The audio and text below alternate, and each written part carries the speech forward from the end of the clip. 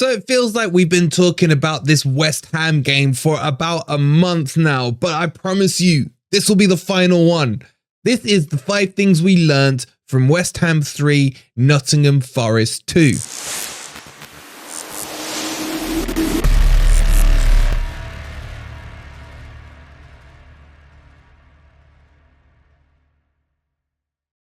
Good morning, noon or night, wherever in the world you are. Hope you're well and welcome to the video where we'll be covering off the 5 things that we learnt about Nottingham Forest. And of course, we will be talking straight and uncensored on here as we always do. Before I say that, just a message from Dina. I'm sure he won't mind me sharing this with you guys, but thank you to all of you who have put your messages out. As you may or may not know by now, Dino's mother sadly passed away on Saturday, and you guys have responded in your abundance on the community tab. And honestly, he has been very moved by all your messages. If you haven't had a chance yet, please go to the community tab on the FFTV homepage on YouTube. And if you want to send Dino some condolences, there is a post there for him. But thank you so much. It is amazing to see the community that has been built on this channel. Like, forget football for a minute. The amount of times that you guys have helped us, or maybe we've been able to help you guys, talk to you guys individually on a one-to-one basis. You all have our WhatsApp number. I just love what's being created here. And it's so important to remember that whatever's happening on the pitch, off the pitch, we always have each other, which is absolutely amazing. Let's get into this video though, and we're going to start with Morgan Gibbs-White. So point number 1 from what we learned over the weekend is about Morgan Gibbs-White, and is he or is he not being scapegoated for the match on Sunday? Now, I will say there is no way he's at fault for the goals we have conceded.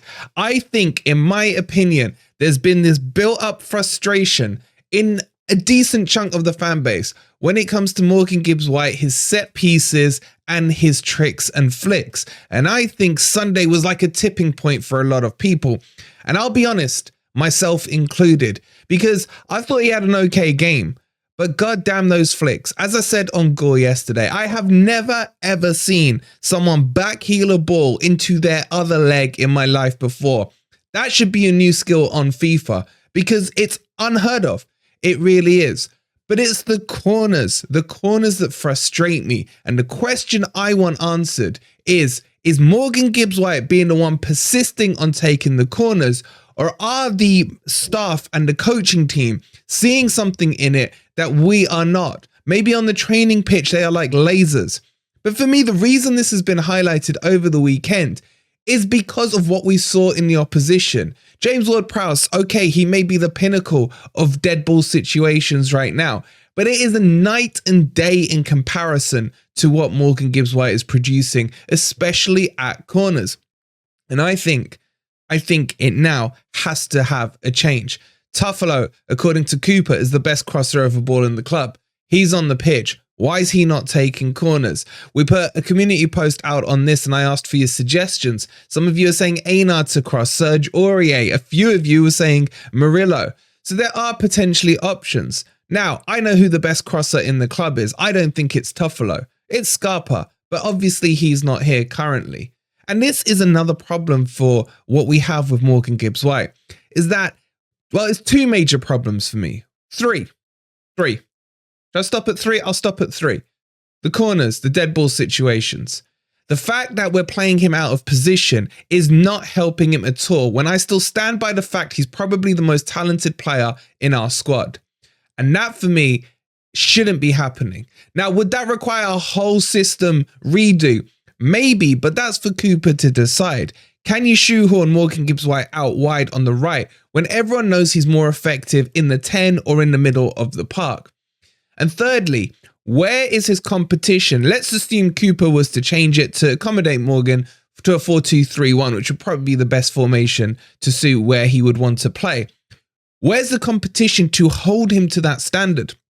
Aguilera is the only other 10 we have in the club currently, and he's not ready for Premier League.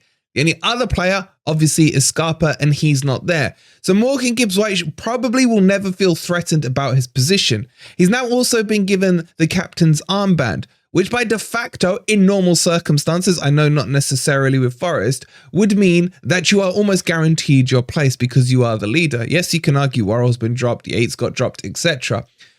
And even Aurier. So maybe this captaincy is a bit of a curse for us currently in the Premier League. Who knows? But I just think if you're going to get the best out of Morgan, play him in the middle. I wouldn't have made him captain myself. I would have looked at a defender like a Niakate or something like that if he is now the established number one at the back. But in terms of Morgan, take the corners off him, take the dead balls off him, and tell him less is more. Make those passes. Go back to those through balls that was so successful for us towards the end of the season. And this is in no way slating Morgan Gibbs-White. He's still my favourite player, and I want nothing more than the best for him and in turn for the team. And for that to happen, like when Cooper dropped him a few weeks ago, yes, he only dropped him for one half, but when he came on in that second half, he came on with fire in his belly and anger. And I think that was the best half he's played for us. It wasn't even a full half, but you get my point. Maybe Morgan Gibbs-White needs to be dropped. What do you guys think? Would you drop MGW against Brighton? Let me know in the comments down below. Okay, the second thing we learnt from the weekend is that we still have issues on the road. We are currently the joint worst away team in the country, alongside Rotherham, I believe it is, with 2 wins over the past 2 seasons on the road. And quite frankly, it's not good enough. It's not. We need to be picking up more points away from home. We can't just rely on the City ground, or we will end up in similar battles to where we were last season. So therefore, something has to change. Now, what is it that needs to change? The honest answer is I don't know, because I think Cooper's made some progress in terms of the way he's playing on the pitch. We haven't seen him revert to a low block system, a 5 at the back away from home. He named the same team that beat Aston Villa. And in theory, you would have to say that that should have stood a good chance to get at least something out of the West Ham game. Instead, what I think it comes down to is mentality. Is there still this voodoo, this jinx around going away from the City ground? Is there this worry that's playing on their back of the mind? And is it because we are talking about it, because the media is still talking about it, that the away form is absolutely cack in terms of wins? Yes, performances have improved, but the only stat that matters is those points tallies and those W's that you get there. Now, yes, we've had really hard away games as well. Let's not overlook that. We've gone away to Arsenal, Man City, United, Liverpool, etc. It has been tough. But my worry is the points we dropped at the City ground against the crappy teams like your Lutons, your Burnleys, etc. Will that come back to bite us when we have to go away to their grounds? And that does play on my mind. But honestly, I don't have the answer to this away form. I think it's a mentality block. But what do you guys think on it? Let me know in the comments down below. Point number 3 is we are still picking up injuries, and I don't know what the root cause of this is. Breaking news for those of you who haven't heard, Elanga is now out injured on something that was picked up at West Ham, and it's being very, very cloak and daggery about it from the club, about what the injury is, what caused it, etc. Because he hasn't gone away to Sweden. Maybe it's one of these Fergie style ones where he's just looking to keep him on the training ground to help improve him, etc. rather than going away and playing these international friendlies or qualifiers or whatever they are. I couldn't care less. But is this injury thing going to start to be a major problem? Because come January, when a lot of our players, we have 8, I believe, who qualify for the African Cup of Nations go, we're already quite thin as it is, especially in the attacking front. Are we going to be struggling? And do we need to recruit in January? My answer to that question is 100%. We need, I would say, 2 more wingers if we're not going to recall Dennis, if we're not going to recall Scarpa. And I still think we need another striker.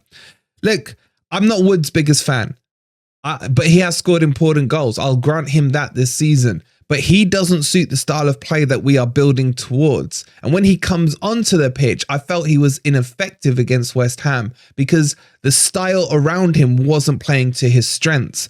So if we need to recruit in January and we are going to recruit a striker, then it has to be someone who fits that mold of Taiwo, who, when Taiwo comes off, potentially has similar attributes that we don't then need to reshape the whole team. And then you still have Wood, because maybe the structure of the game isn't going as smoothly as you want it to, and you need to rejig it, maybe get some crosses into the big man, etc., or get him to play with his back to goal in and around the box. But we definitely need that third option. Now, is Origi going to cut it at Forest? I don't know. There's talks now about relinquishing him back in January, the same with Santos. And what have you. We'll do a whole transfer update some point during the international break. But Origi hasn't really been given a chance. He hasn't played more than like 10 minutes in a game. And he hasn't been that effective when he's come on. Yes, he had that shot on Sunday. But I still think we need another couple of attacking players. And I think that was apparent looking at the bench yesterday, on Sunday. Yes, it was stronger, but there wasn't enough diversity for me in what we could have done in an attacking sense. But what do you guys think? Let me know in the comments down below. Point number 4 is mistakes, and how many mistakes are we going to see continually happening against teams and positions where we should be, winning matches? You look back at Luton, you look back at yesterday, you look back at Manchester United where we were 2-0 up within 5 minutes, and all these mistakes, they're not like worldies that are going in. If you look at last season, even when we were on that terrible run at the kind of beginning of last season, it just felt like worldies were going in left, right and centre, and there wasn't too much that could be done. But at the moment, conceding 2 corner goals in a game is not acceptable. It's down to individual errors. You look at Luton, that was down to individual errors again. You look at, let's have a think, Brentford, individual errors. All these games are starting to be lost on individual errors rather than teams outplaying us. And I don't know if that's more frustrating or less frustrating. I'll be honest with you guys. And the question is, how do you cut out these individual errors?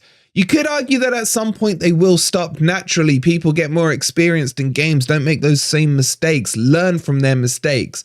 But it tends to be that it's someone new making a mistake each time. Dominguez making that huge blooper at the start of the match. You wouldn't have put, any money on him being the one to make a mistake. Yet it was him that triggered that first goal for Paqueta. But how do we stop these mistakes?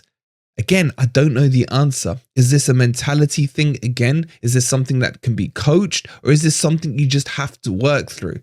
But once these mistakes stop, we could end up seeing some really good string of results coming Forest's way.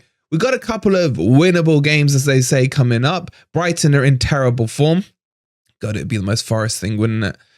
Who do you want to play when you're out of form to get yourself back in form? Anyway, that's for the Brighton preview. Then we got the likes of Everton, Wolves, Fulham, something like that coming up. All of these are quite winnable games. And if we cut the mistakes out, then we will be competitive on the pitch and we will potentially have a chance. I'm not saying we will win the game, but we will have a better chance. Why shoot yourself in the foot? Is my question to the players. Make sure you're concentrating 100% of the time, then trust in your ability, trust in the process to get ourselves a couple of goals and hopefully get a few wins. But my God, it's reminding me a bit of a certain level of mistakes we saw in last season, but because it can have the opposite effect, it can start to knock confidence. We saw that with Dominguez. Once he made the mistake, he couldn't really recover himself back into the match at all. And he had to be subbed off. And I just hope it goes the first way rather than the second way, because mistakes breed lack of confidence. Lack of confidence can spread throughout a team and it can cause us issues. So I'm hoping it will be the first side of that scenario. What do you guys think? And point number 5 is still about expectation and this crazy split in the fan base. Well, this may not be that crazy, but there is definitely some at one end of the scale, some at the other, and probably a lot somewhere in the middle. And where should we be? And my answer to this is quite simply, be where you want to be. Who the frick is anyone to tell you what you should want or what you should expect or how you should feel about your club? If you want or if you expect Forest to win the league, so be it. So be it. What is wrong with that. If you think Forest are going to get relegated, that's your prerogative. You are entitled to that opinion. And if you think Forest are going to do a Crystal Palace and end up somewhere in the middle, fine. You know why? Because no one can turn around and say to you, any one of those scenarios can't happen. Does anyone really thinking Leicester were going to win that title back in 2016? Would the Leicester fans at the start of the season who said that have been called deluded and idiot and not a clue about football? Probably. But did Leicester go and win? Did anyone have Leeds and Leicester and Southampton to go down last year? Football is unpredictable. And we as fans can enjoy it in whatever way we see fit. That is our right. It's our opinion to have. Now, the opinions can be debated, but no one at the end of a debate can turn around and say you are 100% wrong or you are 100% right. I have to say, just be respectful about everyone's opinion. Whatever side of the spectrum it is, let them have their opinion. We're seeing so much censorship, even in the Forest space right now. Why? Why? Just let everyone have their say. As long as they're not being, racist or homophobic or whatever it may be. Let them have their say. Seriously, what is the point of being a football fan otherwise? Do we need to all sing from the same hymn sheet, all have the same opinion? How boring would football be if that is the case? And that will never be the case on here. Be it if you are at one end of the scale or not, have your say, have your opinion. We encourage it here. Thank you so much for watching. If you haven't already, hit that like button. Subscribe to Forest Fan TV. There still is plenty of content coming your way over this crappy international break. And come on, you Reds.